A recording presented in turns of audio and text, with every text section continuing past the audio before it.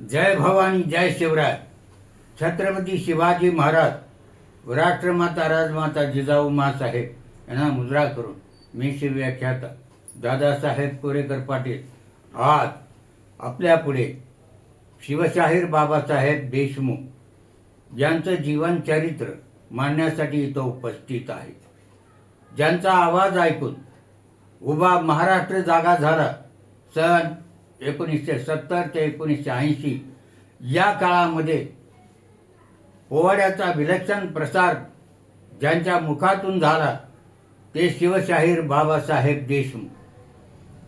त्यांच्या पोवाड्याची सुरुवात असायची, आधीनमन राजमातेला जिजामातेला, शिवाजी महाराजांना, साधू संतांना, एकनाथाला, तुकारामाला, गाडगे बाबांच्या गुरु चरणाला जिरहेजी, मुक्कामे मालेवाडीला, वाळवा तालुक्याला, सांगली जिल्ह्याला, शाहिरी साज चढविला, चढवून शाहिरी साजाला, देशमुख गातो पोवाड्याला जिरहेजी. अशा प्रकारचं गायन खणखणीत आवाजात, यांचा आवाज ऐकला की चालणारा माणूस थांबायचा. आणि बाबासाहेबांचा पोवाडा शिवजयंतीला, संभाजी महाराज जयंतीला आणि अनेक कार्यक्रमात लागताना लोक उभं राहून ते ऐकायचे. त्यांची सांगण्याची पद्धत ही व्याख्यान पद्धती होती. पोवाडा गाता गाता शिवचरित्र मध्ये सांगायचं आणि त्या शिवचरित्र ऐकून लोक भारावून जायचे. अशा या शाहिराचा जन्म 20 फेब्रुवारी 1939 साली मुक्काम मालेवाडी, तालुका वाळवा, जिल्हा सांगली येथे झाला.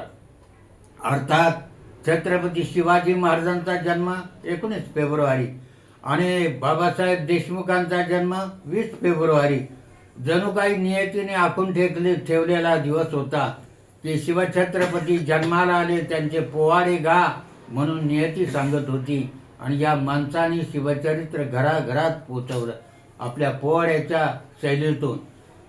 शाहिरी कीर्तनकार म्हणून काळजाला भिडणारा त्यांचा आवाज, मंत्रमुग्ध करणारी गायन शैली हे ऐकल्यानंतर माणसं भारावून जायची.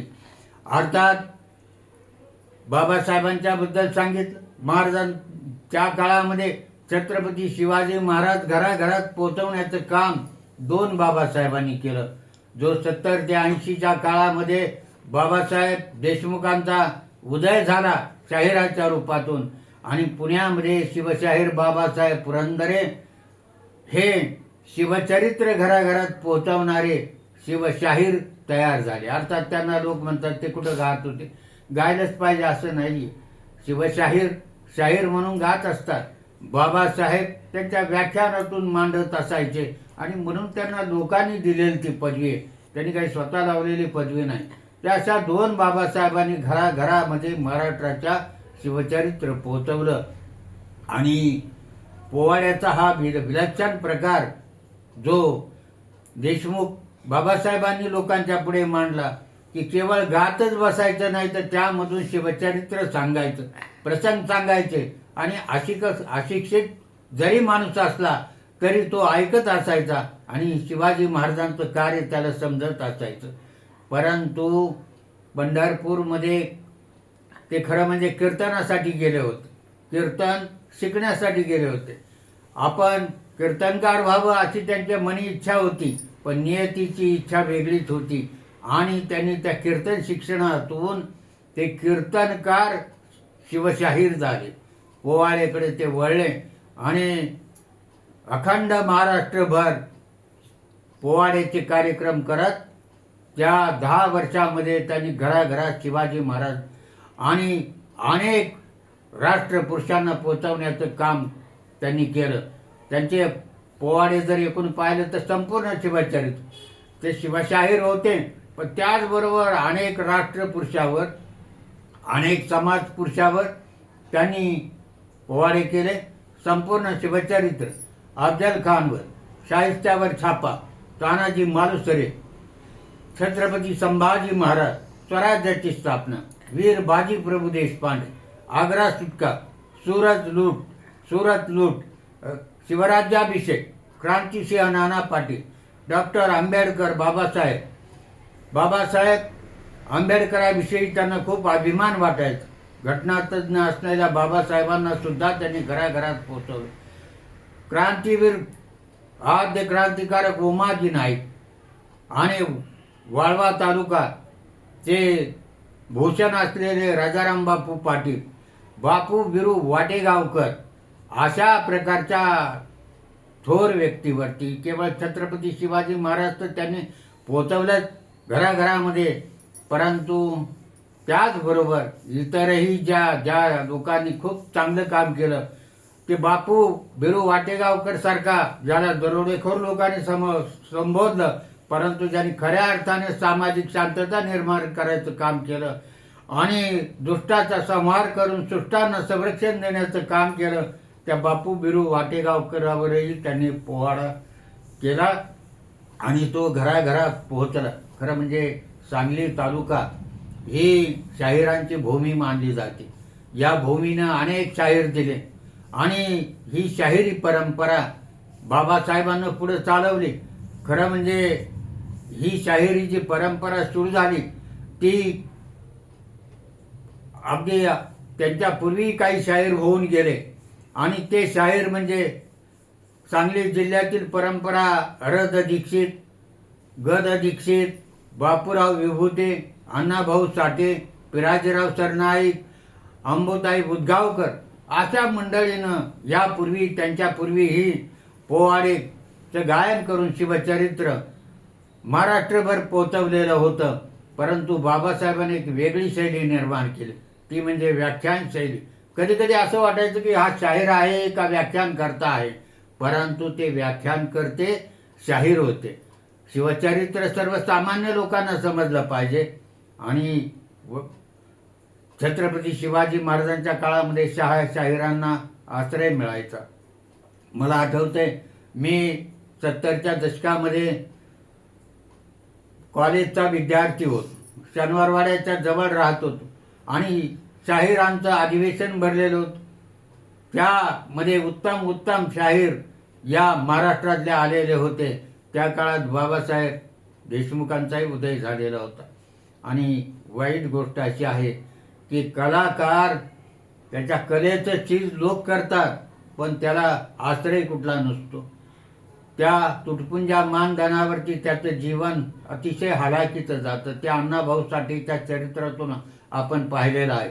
अण्णाभाऊ साठे सुद्धा यांच्यापूर्वी शाहीर होऊन गेले, ज्यांच्या अनेक कथा कादंबऱ्या प्रसिद्ध झाल्या.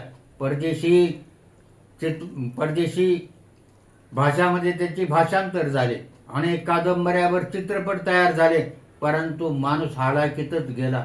ते सुद्धा वाटेगावचेच, बापू बिरोगाच्या गावाचेच, सांगली जिल्ह्यातले. तेव्हा ही सांगली जिल्ह्याची परंपरा त्याही पुढे चालू राहिली आणि बाबासाहेबांनी जे कार्य केलं, मला एक आठवते की अफजल खानाचा वध झाला तेव्हा शाहीर अज्ञानदास नावाचा महाराजांच्या दरबारात येऊन एका अज्ञानदास शाहिरानं महाराजांचा पोवाडा गायला आणि जिजामाता आणि सर्व मावळ्यांनी बसून तो ऐकला आणि जिजाऊ मासाहेबांनी त्यांचा सत्कार केला शाहीर अज्ञानदासाचा आणि त्याला 1 किलो सोन्याचा तोडा बहाल केला. त्यावेळेला राजाश्रय होत. राजे महाराजांच्या काळामध्ये राजाश्रय मिळायचा, कवींना मिळायचा, लेखकांना मिळायचा आणि शाहिरांना तर मिळायचा. कारण शौर्याची परंपरा गाण्यासाठी आणि वीरांना प्रोत्साहन देण्यासाठी त्यांची वाणी वाहत असायची. आणि अशा प्रकारे हे कार्य बाबासाहेबांनी केलं, बाबासाहेब देशमुखांनी केलं आणि त्यांची जी सिंहलहकारी पहाडी आवाज यांनी ते महाराष्ट्रभर प्रसिद्ध झाले. त्यांना राष्ट्रशाहीर म्हणून संबोधलं गेलं. परंतु मला एक पूर्वी मी त्यांच्याबद्दल वाचलेलं आठवते की एक वार्ताहर मालेवाडीला गेला, आडवळणी गाव, छोटंसं गाव. गावात गेल्यानंतर कुठेही शाहिरांची कुठल्याही प्रकारचं स्मारक नाही. ज्या छोट्याशा गावानं, वाळवा तालुक्यानं, सांगली जिल्ह्यानं एवढा मोठा शाहीर निर्माण केला किंवा झाला, त्याची आठवण सुद्धा कोणाला नाही. तो वार्ताहर म्हणतो गावात गेलो तर मला विचारावं लागलं की हे शाहिराचं गाव आहे का, बाबासाहेब देशमुखांचं गाव आहे का. हो म्हटल्यानंतर त्यांच्या घरच्यांना भेटलं तर 1 एकरापेक्षा जास्त जमीन नाही, कुठल्याही प्रकारची संपत्ती नाही. आणि अशा प्रकारे संपूर्ण महाराष्ट्रभर जागा करणारा, संपूर्ण शिवचरित्र लोकांच्या पुढे मांडणारा शाहीर शेवटी आजारी पडल्यानंतर उपचाराला सुद्धा पैसे नव्हते. म्हणजे ही सर्व शाहिरांची, कलावंतांची उपेक्षा आपल्याला दिसून येते. जेव्हा माणूस एखादं कार्य करतो, साहित्यिक कार्य करतो, तेव्हा त्याला उत्पन्नाची साधना असावी लागतात. आज मी आपल्या पुढे बोलत आहे. मी गेले 50 वर्ष शिवचरित्रावर व्याख्यानं देत आलो, पण मी माझ्या पोटापाण्याचा प्रश्न, उदरनिर्वाहाचा प्रश्न हे माझ्या नोकरीतून सोडवला. शिक्षिके पेशामध्ये नोकरी करता करता समाज प्रबोधन करायचं, शिवचरित्र गायचं, संभाजी महाराज, सर्व राजे महाराजा आणि वीरांचे चरित्र मी मांडण्याचा प्रयत्न केला. परंतु त्याचबरोबर आपल्या जीवनामध्ये आपल्याला अगोदर आपली कौटुंबिक पार्श्वभूमी निर्माण केली पाहिजे आणि व्यवस्था लावली पाहिजे, तरच आपल्या हातून चांगलं कार्य होऊ शकतं. चांगलं कार्य तसंही होतं, परंतु कुटुंबाची उपेक्षा होती आणि तीच बाबासाहेब देशमुखांच्या झाली. त्यांच्यानंतरही अनेक शाहीर तयार झाले. सांगली जिल्ह्यामध्ये वाळवा तालुक्यामध्ये हरिभाऊ पवार, बाळ जगताप, आनंदराव सूर्यवंशी, बाळ गायकवाड, नामदेव माळी, जे माळी म्हणून आज शाहीर कुटुंब गात असतं, त्यांनी ही परंपरा पुढे चालवली. शंकरराव आंबी, रंगनाथ मेथे, पांडुरंग आर्गे आणि मुआ कुलकर्णी, अशा प्रकारचे अनेक शाहीर आजही आपल्याला पाहायला मिळतात. परंतु समाजानं त्यांची काळजी घ्यायला पाहिजे. हे उत्तम कवी असतात. बाबासाहेब उत्तम रचयिता होते. ज्यांनी हे पोवाडे गायले ते स्वतः रचले आणि मध्ये मध्ये व्याख्यान देण्याची पद्धत सुरू केली आणि असा हा शाहीर अमर झाला.